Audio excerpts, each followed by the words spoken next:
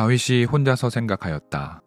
이제 이러다가 내가 언젠가는 사울의 손에 붙잡혀 죽을 것이다. 살아나는 길은 블레셋 사람의 땅으로 망명하는 것뿐이다. 그러면 사울이 다시 나를 찾으려고 이스라엘의 온 땅을 뒤지다가 포기할 것이며 나는 그의 손에서 벗어나게 될 것이다.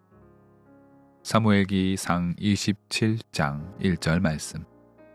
다윗과 사울의 갈등이 첨예해지는 가운데에 다윗은 계속해서 살 길을 찾기 위해 고군분투하고 있습니다. 다윗은 사울로부터 위협을 완전히 벗어날 수 있었던, 다시 말해 사울의 목숨을 빼앗을 수 있었던 절호의 기회를 스스로 떨쳐버리기도 합니다. 인간의 생각으로는 다윗의 선택을 이해하기 어렵습니다. 그러나 다윗은 인간적인 욕망의 기회가 하나님의 길과 반대라 생각했습니다. 다윗은 하나님이 기름 부으신 사울을 차마 자기 손으로 죽일 수 없었다고 말합니다. 또한 다윗은 생각하기를 정의를 바로 세우고 공의를 세우는 분은 사람인 자기 자신이 아니라 오로지 하나님만이 그렇게 하실 수 있다 믿었습니다. 이것이 어제까지의 우리 본문의 이야기입니다. 그러나 오늘 우리의 본문은 다윗의 선택과 행동의 의문을 드러내게 됩니다. 바로 직전에 사울에게 보인 태도와 사뭇 다르기 때문입니다. 다윗은 사울의 위협이 여전히 살기가 등등한 것에 크게 두려워 다시 한번 가드에 있는 아기스에게 자신의 신병을 의탁할 것을 생각합니다. 가드로가 아기스에게 다윗은 말합니다. 임금님이 나를 좋게 보신다면 지방 성읍들 가운데서 하나를 나에게 주셔서 내가 그곳에 정착할 수 있도록 해주시기를 바랍니다. 이 종이 어떻게 감히 임금님과 함께 임금님이 계시는 도성에 살 수 있겠습니까? 먼저 다윗은 자신을 좋게 보여달라며 아기스에게 청한 후 제 한 몸 의탁할 수 있는 땅을 달라 간청합니다. 그리고 나의 처지는 미약하니 감히 왕이 계신 수도에 함께 있을 수 없다고까지 말합니다. 다윗의 처지가 딱합니다. 다윗은 이미 아기스 앞에서 미친 척 연기를 하며 인간이 보일 수 있는 가장 굴종적인 모습까지 보였었습니다. 그런데 다시 한번 자기 자신을 땅에 떨구며 아기스에게 간청하고 있습니다. 아기스는 다윗의 청을 듣자마자 시글락이라는 지방을 내어주었습니다. 오늘 본문은 아기스가 그날 당장 시글락을 다윗에게 주었다고 기록합니다. 아기스가 얼마나 득이 양양했는지 이제는 다윗이 정말로 자신에게 복속된 종이었던 것을 믿었던 것입니다. 그렇게 다윗은 블레셋의 땅 시글락에 있는 동안 1년이 넘는 시간을 보내게 됩니다. 그리고 다윗은 그저 그 땅에서 살아가며 자신의 안전을 도모한 것만이 아니었습니다. 다윗은 부하들과 그술 사람, 기르스 사람, 그리고 아말렉 사람들을 습격했습니다. 그들은 아기스 왕에게 성가신 존재들이었습니다. 다윗은 단순히 무력 시위를 하거나 겁을 준 것으로 그치지 않았습니다. 본문은 다윗이 공격을 가하며 남녀를 가리지 않고 처치했고 다양한 약탈문들을 갖고 아기스에게 바쳤다고 말합니다.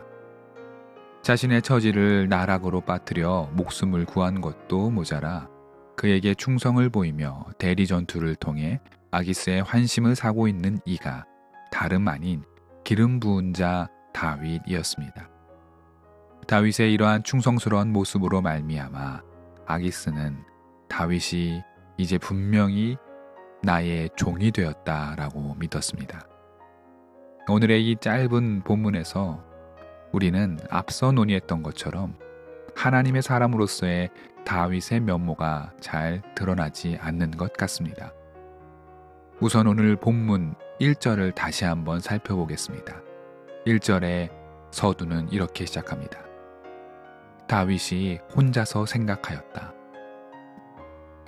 다윗이 혼자서 생각했다는 말은 짧지만 마음이 좋지 않습니다. 왜일까요? 다윗이 하나님의 사람이며 하나님의 뜻을 구하는 자라면 이 어려운 순간에 다윗이 해야 할 일은 혼자서 생각하는 것이 아니라 하나님께 여쭈어 보았어야 합니다. 하나님께 탄원하고 자신의 처지를 솔직하게 고하며 하나님께서 보여주실 길이 어떤 것인지 물었어야 하지 않았을까요? 그러나 다윗은 혼자서 생각한 후 그 결과가 아기스에게 다시 한번 자신의 몸을 맡기는 것이었습니다. 이는 다윗의 삶에 가끔씩 나타나는 좋지 않은 버릇처럼 보이기도 합니다. 그는 결정적인 순간에 홀로 생각하는 버릇이 있었습니다. 훗날 왕이 된 후에 홀로 거닐며 밧세바를 모욕했을 때도, 그의 남편 우리아를 사지로 몰아붙였을 때도 그는 혼자 생각했습니다.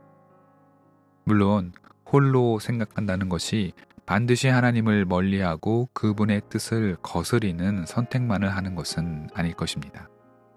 우리는 언제나 충분히 홀로 숙고하고 성찰할 때가 있어야 합니다.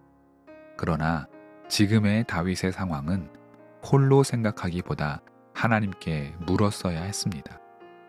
혹 하나님께 물어볼 용기가 나지 않았다면 그는 적어도 그가 신뢰하는 부하들과 함께 논의했을 수도 있었고, 또한 현숙한 여인의 상징이었던 그의 아내 아비가일과 대화를 나누었어도 어쩌면 보다 나은 선택을 만들어냈을 수도 있습니다. 또 한 가지 생각해 볼 것은 다윗이 아기스에게 자신의 목숨을 살려달라 청했을 때 그의 부하 장병들이 이미 600명을 넘었다고 본문은 말하고 있습니다. 다윗이 사울의 칼을 피해 아둘람 굴에 들었을 때에 그를 따랐던 이가 400명이었다고 사무엘기상 22장에 말하고 있는데, 그 사이에 장정 200명이 더 늘어난 것입니다.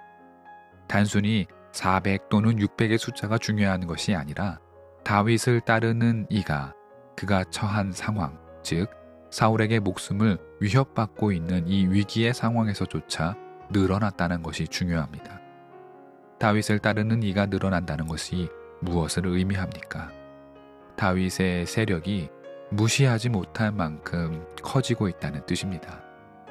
또 아기스에게 의심을 사지 않기 위해 다양한 이방 부족과 전투를 치르며 승리를 쟁취했다는 보도를 근거로 유추해보면 다윗의 군대가 오합지졸의 그것이 아니라 매우 훈련된 정예병이었을 가능성도 있습니다. 즉 그의 세력이 결코 작거나 약하지 않았다는 뜻입니다. 그럼에도 불구하고 다윗은 아기스에게 신병을 의탁했습니다. 하나님의 장수답지 못한 모습이라 할 수 있습니다. 우리는 오늘의 이 짧은 본문 속에서 다윗의 선택과 그의 행위에 대해 무엇을 생각할 수 있을까요? 물론 해석의 방향을 이 모든 선택이 다윗의 큰 그림, 즉 아기스 왕에게 의탁한 것처럼 보이며 후위를 도모하고 일단 사울의 경계를 느슨하게 만든 다음에 결정적인 순간을 포착하기 위한 다윗의 어떤 전략이라고 볼 수도 있습니다. 또한 사무엘기하의 역사를 살펴보면 아기스를 위시한 블레셋은 훗날 왕이 된 다윗을 더 이상 대적할 수 없었다고 보면 다윗의 모든 선택이 그의 큰 작전이자 또 놀라운 성견지명처럼 보이기도 합니다. 최대한 호의를 베풀어 이와 같이 해석할 수도 있습니다. 일리가 있습니다. 그러나 다윗이 아기스의 의심을 피하기 위해 했던 행동, 곧 아기스의 대적들을 남녀를 가리지 않고 노력함으로 그를 안심시켰다는 대목은 다윗의 이러한 행동이 그의 비겁한 변명처럼 보이는 것 또한 피할 수 없습니다.